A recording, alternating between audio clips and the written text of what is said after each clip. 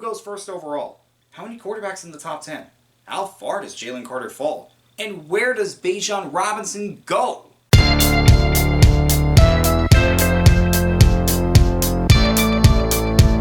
What's going on, guys? Dick Support here, back to you with another video, and the NFL draft is 1 week away.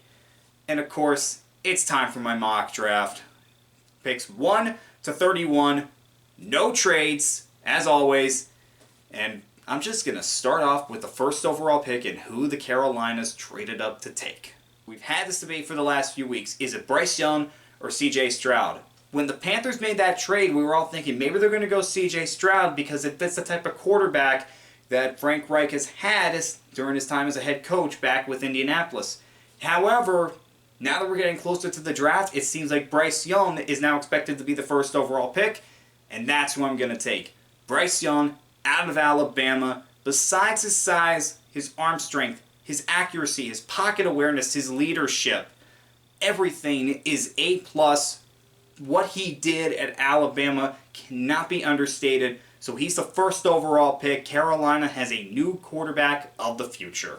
Number 2 could get really interesting if the Houston Texans decide not to take a quarterback. Now, we've been hearing that maybe Houston decides to skip a quarterback at number 2 and go with somebody like Will Anderson. My reaction to that is, I'm not buying it. You cannot go into another season with Davis Mills or whoever else as your starter. You need to find a quarterback, and I'm going to give them CJ Stroud out of Ohio State. I think he's going to start right away. I think he's going to perform well as a rookie, and I think he's going to be their quarterback for the next decade. So, first 2 picks, Bryce Young, CJ Stroud. Now, I don't do trades with my mock drafts, as you guys know. However, number 3 is where the draft begins. It's about a 50-50 chance whether Arizona keeps the pick or whether they trade it. But since, in my mock draft, they keep the pick, I'm going with Will Anderson. To me, he's the best player in this draft, clearly the best defender in this draft. There's a lot of things that he just does well on the football field. I think he'd be a great fit for Arizona. Could be a leader on that defense right away, and somebody you can build for the future. Indianapolis is an interesting one right here. With Bryce Young and CJ Stroud off the board, do they go with an Anthony Richardson or Will Levis, or do they go with best player available? I think they're going to go quarterback, and I think it's going to be Anthony Richardson from Florida. If Indianapolis can develop this kid right, he's got all-pro potential. He has potential to be a great quarterback in this league if he can be developed properly.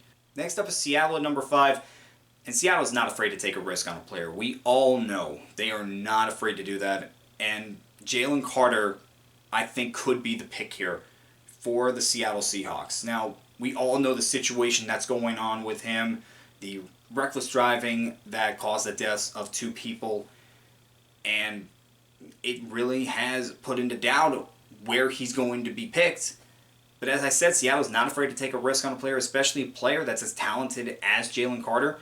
And I think they could definitely go with him. So I'm giving them Jalen Carter. The Lions are a team where they could go quarterback if it was Anthony Richardson. I don't think they would go Will Levis. I think they would only take a quarterback if Anthony Richardson was on the board. And that would be a big discussion for them. But since he's not, I think it's best player available. And I'm going to give them Tyree Wilson out of Texas Tech. Yes, they drafted Aiden Hutchinson last year. However, you can never have too many edge rushers, and could you imagine a line with Wilson and Aiden Hutchinson?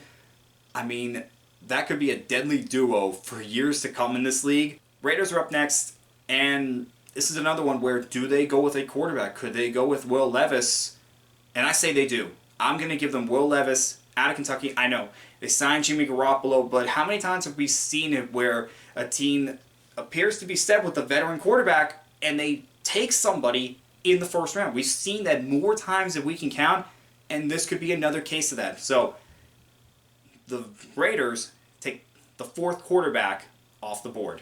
So 4 quarterbacks go with the top 7 picks in this mock draft. Atlanta's up next, and they're just happy with how the board fell, because now they have their choice of corners. They could take either Devin Witherspoon out of Illinois or Christian Gonzalez out of Oregon.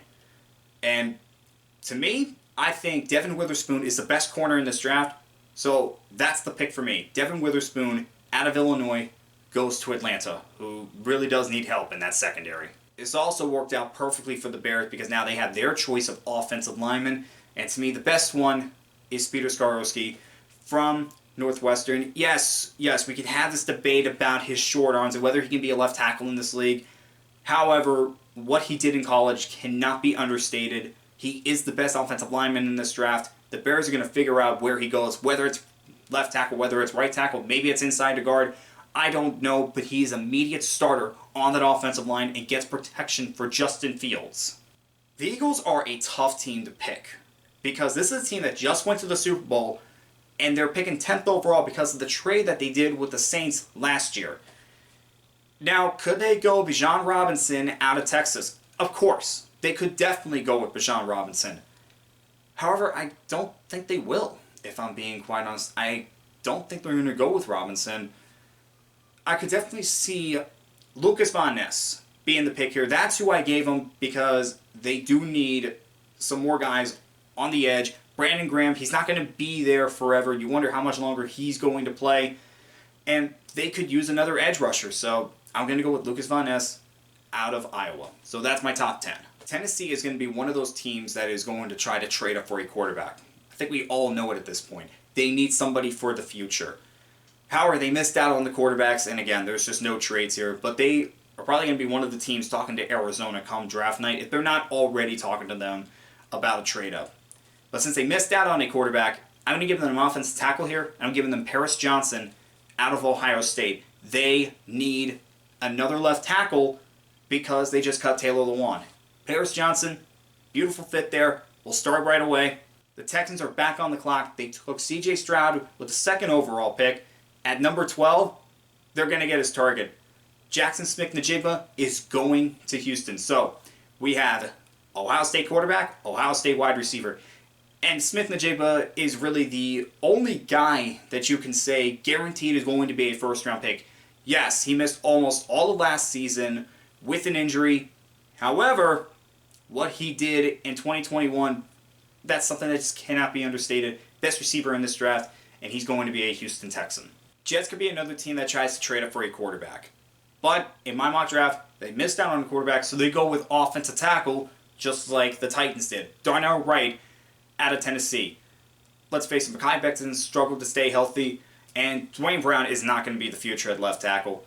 They need to get somebody at offensive tackle. Wright is the best one on the board, so that's going to be my pick for them. Patriots, they're smiling from year to year. Christian Gonzalez has fallen to them.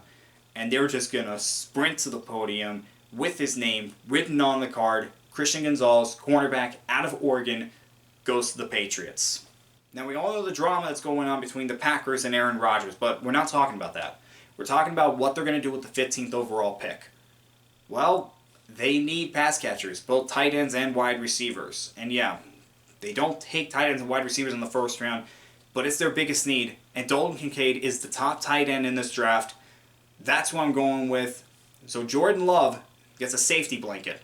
Washington has seen the top 4 quarterbacks come off the board before pick 8. Now they have to just stick with the best players on the board. And the best players left, I'm going to give them Joey Porter Jr. out of Penn State. They do need help in the secondary. And Porter Jr., I think, is going to be a very good pro. I mean, his father was one of the best edge rushers of his era. And what Joey Porter Jr. showed at Penn State, he could be a great corner in this league. Steelers keep the roll on corners going with Deonte Banks out of Maryland. Now, the Steelers, they love taking players from Maryland. Just look at their past drafts and take a look at how many guys they've taken from the University of Maryland. And Deonte Banks, I think, fits what the Steelers like in a cornerback. And really, these top 4 corners all have potential to be some of the best corners in the next 5 years. So all of them are off the board before pick 20. With the Lions' second first-round pick, they're going to take tight end Michael Mayer out of Notre Dame. Could be a little early for him to go right here. However, the Lions did trade away T.J. Hawkinson. They need a new tight end. They get a security blanket for Jared Goff. Tampa Bay needs help on the defensive line, and I'm going to give them Kalijah Kancey out of Pittsburgh. Yes, he's a little small. However, he's a very good football player. The Seahawks, with their second first-round pick, take Zay Flowers out of Boston College. This is somebody that could take over for Tyler Lockett. You have to wonder how much longer he's going to be able to perform at the level that he's been performing at. And they could take Zay Flowers, learn from Tyler Lockett, and when Tyler Lockett moves on, he steps right in, and the Seahawks do not miss a beat on offense. Chargers also take a wide receiver. They get Jordan Addison out of USC. Now, Jordan Addison at one point was considered the best wide receiver in the draft. However, he had a disappointing combine that's dropped his stock a little bit, and the Chargers could use another wide receiver. Keenan Allen's getting up there in age, and Mike Williams has had problems staying healthy throughout his entire NFL career. So they get Addison, they put him in the slot, and just let him do what he does best. Let's go back-to-back receivers here. Quentin Johnson out of TCU is the pick for the Ravens. Yes, they did just sign Odell Beckham Jr. However, they need a big receiver, and all the corners are off the board.